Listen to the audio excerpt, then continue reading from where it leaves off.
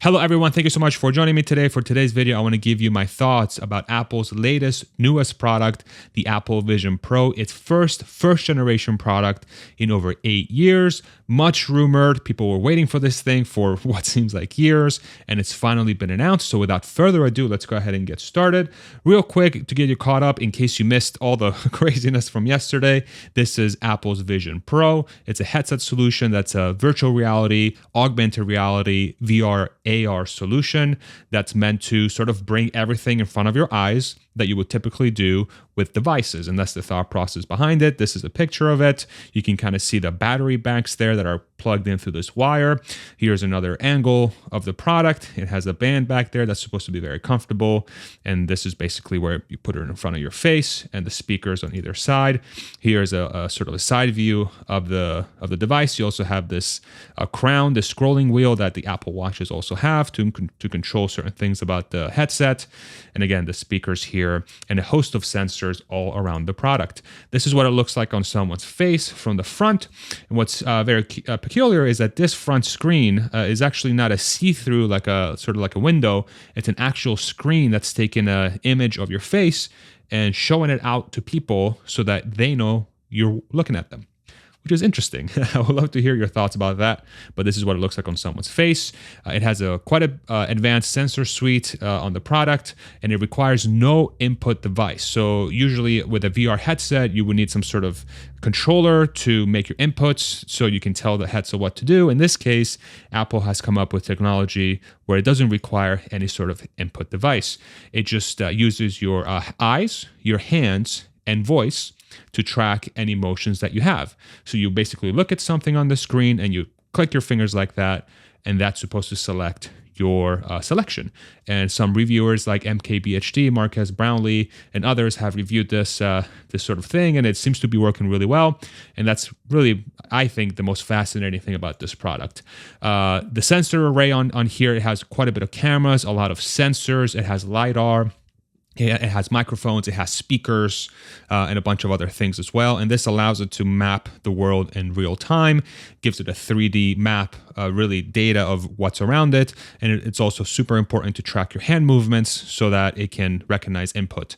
It also has eye tracking software inside, or rather hardware inside of the headset. It has eye tracking systems using LEDs and infrared cameras that are supposed to track your eyes, your pupils, where you're looking at, and it can basically track where you're looking and overlay it on the screen so that it can accurately pick what you're looking at so that you can make your selection based on what you're looking at, which is pretty freaking cool. I gotta admit, it's really, really cool. Of course, this is very different from your usual VR headsets. This is the Meta Quest and others. Basically, every other solution requires some sort of remote or something that you have in your hands. In this case, the Meta Quest has these two sort of remotes that have buttons and these joysticks and trigger buttons that you use to create inputs. Again, the Apple headset doesn't require that. It's just something on your face. The thought process behind the product is that it's going to offer a bunch of different sort of solutions. One of them is freeing your desktop and your apps will follow. Basically means that instead of sitting in front of a screen or a computer or anything like that, you could be at, say, a desk like I am right now, put your headset on, and basically you can bring everything along with you and put your entire workspace in front of your face in a digital world instead of the real world. And you can do this by merging the real world and your digital world by creating a pass-through using the cameras on the outside, so you can still be, I guess, present with where you are, but then you have this virtual layer of the screens in front of your face. So the technology is absolutely super, super cool. Super, super cool. This is another solution here where it's a person watching a movie. Of course, this isn't a real monitor. It's supposed to portray the overlay that the person sees in their eyes, and it basically overlays a giant screen in a room that's hovering. And supposedly these movies are going to be in 4K resolution, which is the current really technology that's in all TVs that are being sold if you go to your local Costco, as an example. Another solution that the headset offers is doing meetings with other people and basically a bunch of productivity type things. No developers have created any apps yet. Really starting today, a lot of developers are going to get their hands on the hardware and start developing apps for it.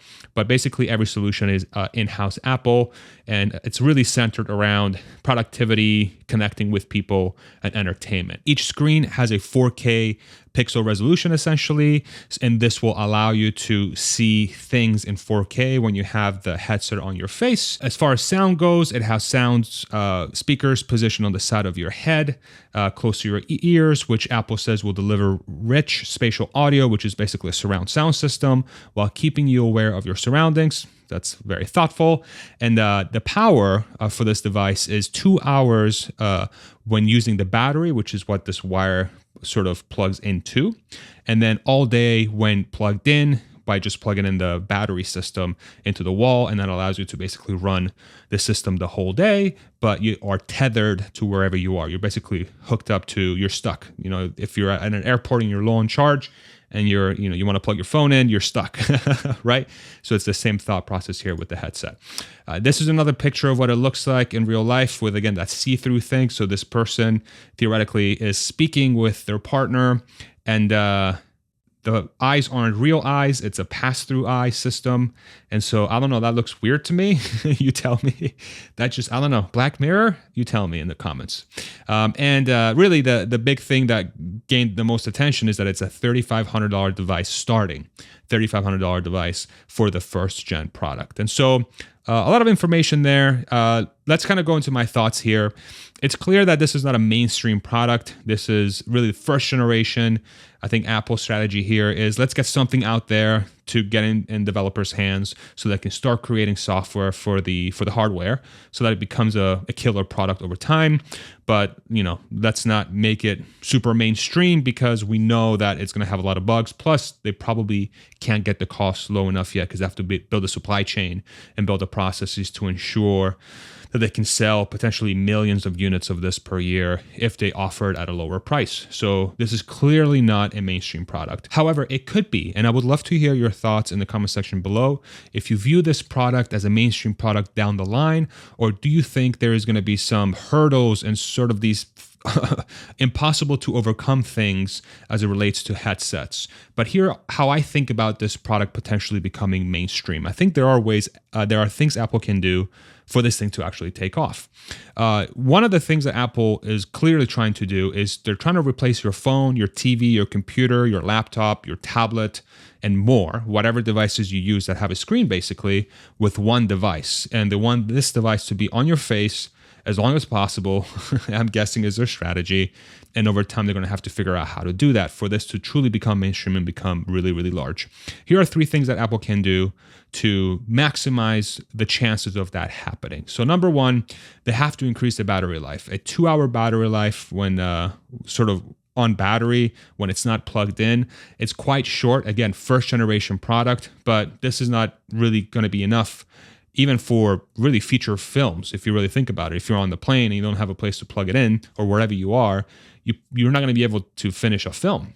Films are usually 2 hours, 2.5 hours long, and a 2-hour battery life up to is going to just get you there, and then that thing's going to die. So increasing the battery life is going to be a very big task for Apple in the coming years. I think at least 5 hours on wireless charge, basically not plugged in, that's what I mean by this. I think we'll get it to a point where it will be accepted. I think after 5 hours of time, people are willing to take a rest, I believe. And if you make the charging time, say, an hour to full after 5 hours of use, I think that should be good enough for the product to become mainstream. At least one of the 3 things that Apple should do. The second thing is Apple should very much reduce the size of the product. It is quite large. If you look at a picture again from the profile view, from the side view of a woman wearing this headset, you can see that it's quite big. Would you wear this in public? You tell me. I think if this thing is going to become mainstream, it has to be wearable in public, just like all of us are using our laptops, our phones, and our watches and all this other stuff in public. This current form factor is not good enough, especially with that reduced battery life. You can barely get anywhere before the thing dies. So reducing the size is going to be paramount for Apple. I envision it maybe looking hopefully down the line closer to something like this, like snowboard goggles as an example, where people wear snowboarding, and perhaps you can get this to be socially acceptable over time. It's going to be a lot lighter, it's going to be a lot smaller, and it's going to be something that people, I think, will be much more willing to lug around on their face. Ideally, you want to get it to a form factor like this. These are some super fashionable ladies' glasses. I'm sure you've seen it. They're freaking giant. My wife has a pair. She looks very pretty in them, but they're big. But I think something like this, if it can really get to this form factor over time, it can become much more socially acceptable, and the ability for it to go mainstream will go up tremendously. The size, obviously, is going to be a big hurdle for Apple to overcome. Lighter and more fashionable will help it for sure. And of course, this also brings comfort and then customizability. You'll be able to get it in red and blue and pink and yellow, and black, whatever color you want. And then lastly, by far the most important, is going to be reducing the price. I think for this product, if Apple can figure out how to get this down to sub $1,500, maybe even sub $2,000, but I really think sub $1,500, then they'll start to make headway on this product. You think about our phones. Our phones right now are, I don't know anyone who pays less than $1,000 nowadays for a freaking phone. So a $500 premium on this headset product over time, I think will do extremely well. We basically secure a mainstream capability for this product. However, sub 2,000 could also work if they're really good at solving for things that the headset can just do better than anything else, like entertainment or productivity. If they can do that, then maybe they can get away with a more expensive price. But I think this is how I'm thinking about the price for the product. And then if you put it within the context of the first iPhone back in 2008, if you adjust it for inflation, that first iPhone released for $500 in 2008 dollars, which is closer to $700 in today's dollars. And so you're thinking about it, double the premium for something you can put on your face and theoretically is lightweight, has at least 5 hours of battery life, and it does everything you would want it to do that all your other devices can do because it's just on your face. You don't have to really go anywhere. It's just on your face. So very interested to see if Apple is going to be able to get there. And then, you think about the iPhone at the time, the pricing. Most people were like, who would ever pay $500 for a phone? I'm sure you remember that. But the capability caught up. The sort of the feature set of the product became hard to deny. And so that's what the headset has to work towards, is it has to come up with a feature set that's hard to deny so that it can ask for that premium price of, say, $1,500 for it to become mainstream. But at $3,500, I just do not see it happening long term. I could be wrong, but $3,500 for a long-term price for the product is a dead on arrival price, in my opinion. The dev community, however, now that it's released, or at least is in the hand of the devs until full release in early next year, the dev community should be able to bring killer apps over time. Apple is known for giving devs a lot of resources, and their hardware, software, the way they play together really allows developers to create some really amazing really software and apps for the product. So I'm sure there will be some killer apps for the headset. The question becomes, will Apple be able to make it affordable enough for people to actually experience those apps and software? And at tech deflation, if you really think at the cost curves of technology, really just electric vehicles, phones, computers, television, so on and so forth, they have this giant cost curve down. And so if Apple is able to create the supply chain and really work in the manufacturing processes, and it becomes more and more adopted, then theoretically Apple should be able to bring the cost down of this product relatively easily over time. However, it might take 5 years or 7 years, or who knows, maybe 3 years if they really nail down that process. But really the biggest question becomes, will there be use cases where the headset is superior to what we have now? And so this is where it gets a little cloudy, because you really think about the TVs that we have in our homes, the phones that we have in our pockets, the tablets, the laptops, the computers. Think about really anything else that we do that interfaces with a display of some sort, or with something where we exchange information or are entertained by. The headset has to prove to be a better solution than those things for us to accept wearing something on our head, I think, in front of our face for a prolonged period of time. So will there be use cases where the headset is superior versus, say, just holding a phone or something like that? I would love to hear your thoughts about that in the comment section below. And will society at large adopt this kind of technology? I think I was watching MKBHD's video today, and it really listened to other people talk. And what really resonated with me is, are we really going to become a society where we're going to sort of put on a headset? I think Matt Smith was saying this on Twitter, put on a headset and then just look at our kids, or I think it was Marquez, and record them, and our eyes are not even there. It's our fake eyes watching them, It's strange. Humans change. Humans are adaptable, but it seems strange to me. So I would love to hear your opinion. Do you think society will adopt this technology, or do we have to wait until Neuralink, as an example, with a chip in our brain so that no one can see what we have in front of our face and really go full Black Mirror and basically experience VR or AR with a chip in our brain versus something in front of our face? Let me know your thoughts. I would love to hear what you have to say about this technology, how you see this product sort of maturing over time.